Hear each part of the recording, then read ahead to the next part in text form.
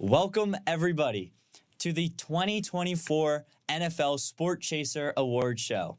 This Thursday afternoon, February 8th, the NFL presents its winners for each and every NFL Player Award, and I am here to show you who will be winning, at least in my book, who SportChaser has winning the 2024 NFL MVP, Offensive Player of the Year, Defensive Player of the Year, Rookies of the Year, as well as Coach of the Year and Comeback Player of the Year. All the major awards, I'm going to be getting into all of it. All the nominees are set. There are 5 for each category. I will be naming them in alphabetical order before announcing who I believe my winner is. With that being said, let's get into the awards. The first award, the AP Defensive Player of the Year Award.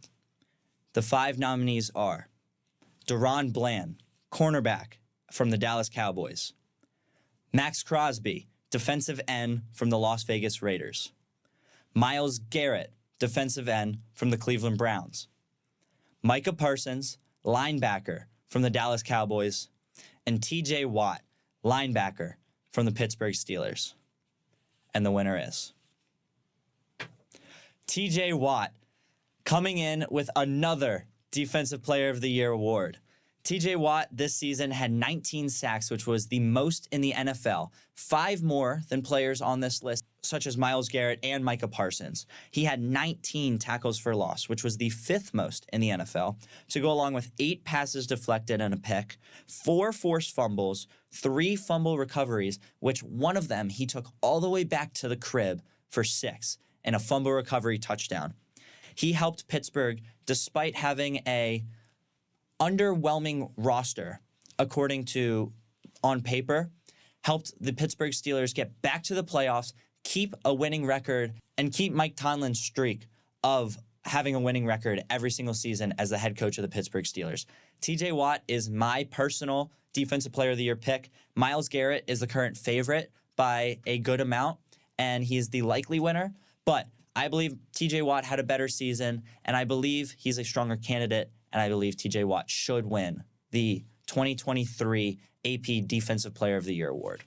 Moving on over to the other side of the ball, the AP Offensive Player of the Year. The nominees are Tyreek Hill, wide receiver, Miami Dolphins; Lamar Jackson, quarterback of the Baltimore Ravens; CeeDee Lamb, wide receiver of the Dallas Cowboys; Christian McCaffrey, running back of the San Francisco 49ers; and lastly, Dak Prescott, quarterback of the Dallas Cowboys. And the winner is Christian McCaffrey, CMC. This guy all season long has been phenomenal. 1,459 yards on the ground, 564 yards in the air, which totals for over 2,000 yards from scrimmage to go along with 21 total touchdowns on the season. Christian McCaffrey scored a touchdown in all but 3 games this season for the San Francisco 49ers, and he was a major contributor to why the San Francisco 49ers are now in the Super Bowl, were a 1 seed in the NFC, and are one of the best teams in the league. They are favorites in the Super Bowl against the Kansas City Chiefs. Christian McCaffrey is a big reason why they're even there, and an even bigger reason why the San Francisco 49ers are the favorites. Christian McCaffrey, congratulations, Offensive Player of the Year. Moving back to defense, and this time we're talking about the rookies, the AP Defensive Rookie of the Year. Will Anderson Jr., defensive end from the Houston Texans; Jalen Carter, defensive tackle from the Philadelphia Eagles; Joey Porter Jr., cornerback from the Pittsburgh Steelers; Kobe Turner, defensive tackle from the Los Angeles Rams; and lastly, Devon Witherspoon, cornerback from the Seattle Seahawks. And the winner is Jalen Carter, defensive tackle of the Philadelphia Eagles. Although his stats necessarily may not have looked it, Jalen Carter's impact on the defensive side of the ball for the Philadelphia Eagles all season long has been tremendous.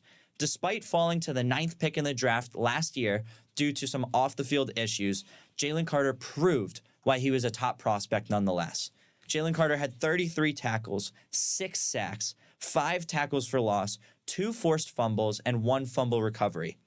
He helped the Eagles to the 8th best run defense in the entire NFL as a rookie, and he was a major contributor to the Eagles' success defensively this season. The Eagles, unfortunately, lost in the wild card round and were unable to repeat successes of last year, winning an NFC championship and making the Super Bowl despite losing. But Jalen Carter was a huge factor and a huge reason why the Philadelphia Eagles were able to show some signs of success.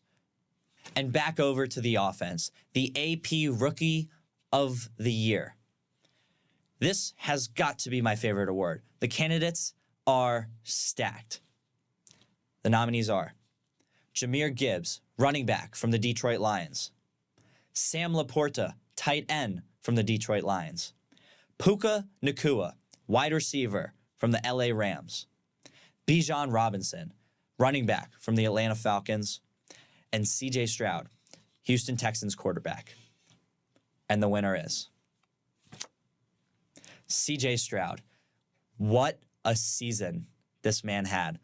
An incredible rookie season from him. He put up 4,100 passing yards, which was the 8th most in the entire NFL. He had 26 total touchdowns to a total of 5 interceptions across the entire season. Despite being on the team that picked number 2 overall last year, CJ Stroud was able to take his Houston Texans to the playoffs in the first season as a starter. That is very impressive stuff. You don't see that every day.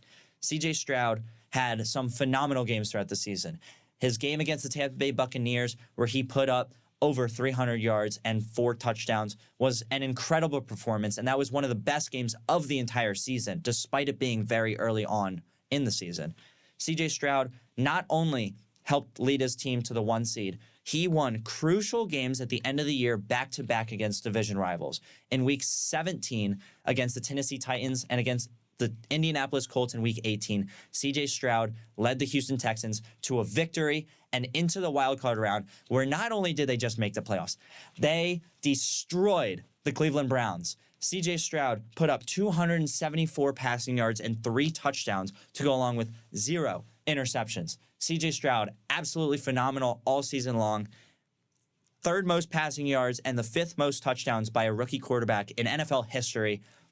This man had one of the best rookie seasons of all time and one of the most successful rookie seasons of all time, offensively that is. And without a shadow of a doubt, CJ Stroud will win the Offensive Rookie of the Year. But before I move on into the next award, I do want to give a shout out to Puka Nacua. Puka Nacua had an all-time rookie season. His receiving numbers broke records. He broke the rookie receiving yards record with 1,486 receiving yards on the season. And not only that, he broke another record, 105 receptions on the year for the rookie. Puka Nacua, 5th round pick for the LA Rams, absolutely incredible all season long. If this was any other year and CJ Stroud was not the winner, Puka Nacua would have won this award. It's unfortunate that he's in the same category as CJ Stroud right now, because Stroud's season was phenomenal. And Puka Nacua would have won it in any other year, but not this one. The award goes to CJ Stroud. Shout out CJ Stroud. Shout out Puka Nacua and all the other nominees. Moving on to the next award, the AP Comeback Player of the Year award. This award's interesting. Joe Flacco, the first nominee, quarterback for the Cleveland Browns. Damar Hamlin, safety of the Buffalo Bills. Baker Mayfield, quarterback of the Tampa Bay Buccaneers. Matthew Stafford, quarterback of the Los Angeles Rams. And Tua Tagovailoa, quarterback of the Miami Dolphins.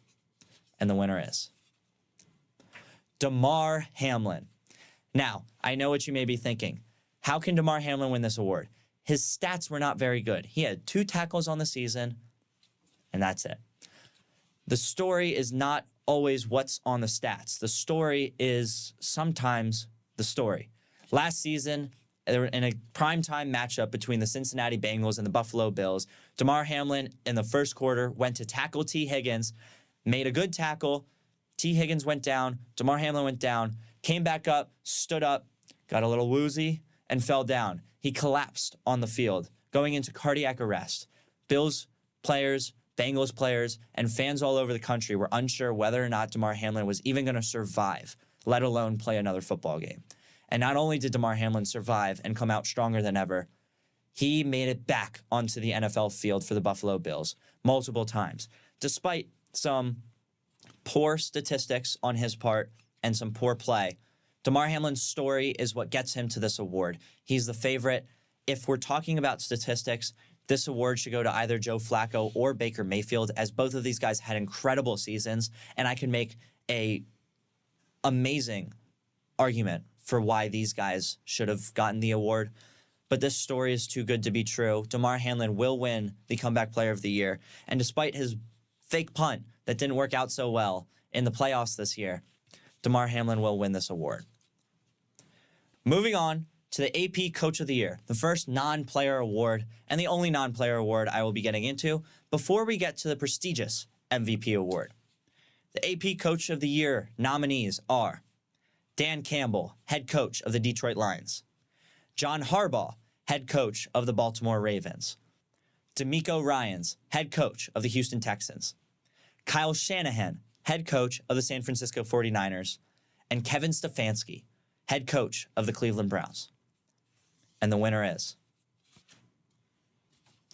DeMeco Ryans, first-year head coach of the Houston Texans. Despite coming in as a defensive-minded head coach, DeMeco Ryans was able to produce one of the greatest quarterback seasons for a rookie we have seen in NFL history. As I mentioned earlier when I presented C.J. Stroud's award, he played phenomenal all season long, and a big credit of that should go to DeMeco Ryans. What he's been able to do with this Houston Texans team in just a single offseason and one total season of games.